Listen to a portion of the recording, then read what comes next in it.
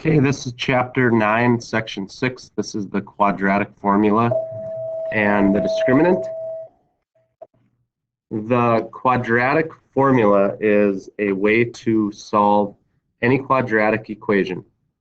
Sometimes it's a little bit messier, just because it's kind of a longer formula, but it will solve any quadratic formula if you cannot factor it or complete the square. I shouldn't say you can't. If completing the square gives you a kind of some messy numbers, the quadratic formula will work for all of that. So here's what it is. Make sure that you get this much for sure in your notes. So if quadratic formula is in that form, ax squared plus bx plus c equals 0, and a is not 0. So it's important that you can't just say it's a bx plus c equals 0 type formula. If you can get it in that form, this is the quadratic formula. So it is negative b, so the opposite of b, plus or minus the square root of b squared, minus 4ac, all of that divided by 2 times a. So here's an example. We have this quadratic formula, this quadratic equation in the form of ax squared plus bx plus c, so in this case it's a minus 5 equals 0. A is 2, b is 3, and c is negative 5. So when you plug it in, it's the opposite of b. B was 3, plus or minus b squared, minus 4 times a, in this case a is 2, times c, in this case c is negative 5, divided by 2 times a, which was 2. Okay? And if you figure all that out, we got negative 3 plus or minus square root of 9 minus 4 times 2 is 8. 8 times negative 5. We got negative 40, so it's all divided by 4. Okay, so then what you do is, in this case, this becomes plus and this becomes plus. So where we are left with negative 3 plus or minus 9 plus 49. 9 plus 40 is 49, so the square root of 49 divided by 4. Negative 3 plus or minus 7 divided by 4. So if we take these two separately, negative 3 plus 7 is 4 divided by 4, which equals 1. Or negative 3 minus 7 is negative 10 divided by 4, which equals negative 2.5. And that is how you use the quadratic equation.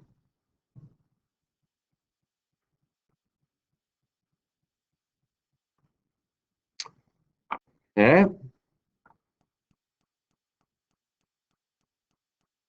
So one more time, if you use this quadratic equation, you have x squared. We have to get it in the form of ax squared plus bx plus c, so we have x squared. We're going to subtract 2x from both sides. So this negative 2x comes over here, minus 8 equals 0. Okay.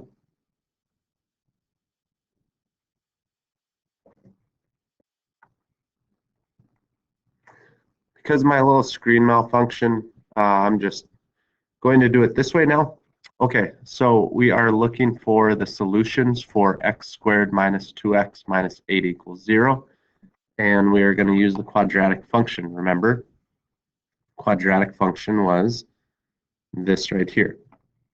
So if we look at what a equals 1, b equals negative 2 right here, and c equals negative 8.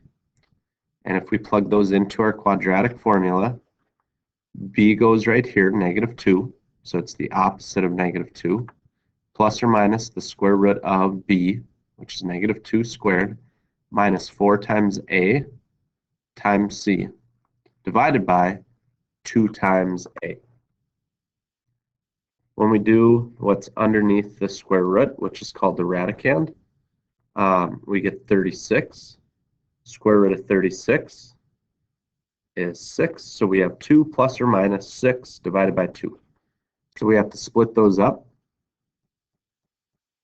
and we get 2 plus 6 and 2 minus 6.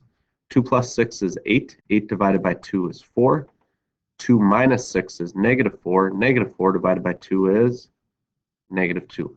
So your two answers are 4 and negative 2. Either one of those, if plugged into this original equation, would make it true.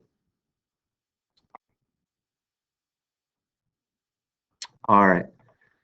Copy this, pause the video, and go ahead and copy this in your notes. These are the methods that we've gone through so far: graphing square roots, factoring, completing the square, and now the quadratic formula to solve an equation. Well, it's kind of like, when do you use one over the other? And it's very situational. So graphing is they say to use it if you have a graphing calculator handy, or if the equation is easily graphed. Most graphing calculators will find out where it crosses the x-axis, but that's usually the best place to use the graphing. Square roots is if there is no x term. So if it's just ax squared plus c equals 0, that's usually the best time to use a square root. Factoring is if you can factor it easily. Okay, usually, you know, depending on the numbers, that's really tough to say what's easy and what's not. But if it feels like it's something you can factor easily, factoring is a good way to go. If you can't factor it easily, and you can get the coefficient of x squared to be 1, then completing the square is a good idea. And if all of that fails, your quadratic formula can be used at any point, but it's a little lengthy, so it's kind of a last resort type thing. So here's some examples. Right here. You notice you don't have an x term, so square roots would be a good idea for something like that. Here, this is something that's easily factored. You have a 1 for your x squared. You have negative 30. Factors of negative 30, you got negative 6 and positive 5. That gives you negative 1. Easy to factor. Something like this. We're getting into kind of bigger numbers. If you tried to get a 1 right here, you'd have 13 divided by 6 and 17 divided by 6. Those are decimals, so it's not something that's very easy to be factored. It's not going to be something that's easy for completing the square, so quadratic would be good for something like that. Here, again, you could use quadratic. You can complete the square because you have a 1 right here. Or graphing. The coefficient of x squared term is 1, but it can't be factored. So that's why your quadratic would be better for something like this. And remember, something like this, you could complete the square as well. And this highly suggests either quadratic or graphing. And again, graphing only if you have a graphing calculator. We got some big numbers here. This wouldn't be something that's easily put into the quadratic. All right, last thing. We're going to look at something called the discriminant. The discriminant is the part right here that's underneath the square root. If you look back, this right here, b squared minus 4 times ac, that is called the discriminant.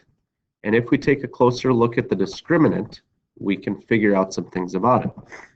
If the value of that discriminant is greater than 0, we know that there are 2 real number solutions. If it's equal to 0, it's going to land on the x-axis, and we know that there's only 1 real number solution. And finally, if the discriminant is less than 0, we know that there are going to be no real number solutions. So again, greater than 0, 2, equal to 0, 1, and less than 0, no real number solutions. So here's how we would do that. We have this equation. First thing we have to do is get into ax squared plus bx plus c. So we add 5 to each side. Okay? Reminder of here's the discriminant. So when we plug our numbers in, negative 3 squared minus 4 times 2 times 5, we get 9 minus 40. 9 minus 40 is negative 31, and since negative 31 is less than 0, this would be a situation where there are no real number solutions. So that's all we're able to tell from that right there is just how many real number solutions there are. Okay? And that is section 6.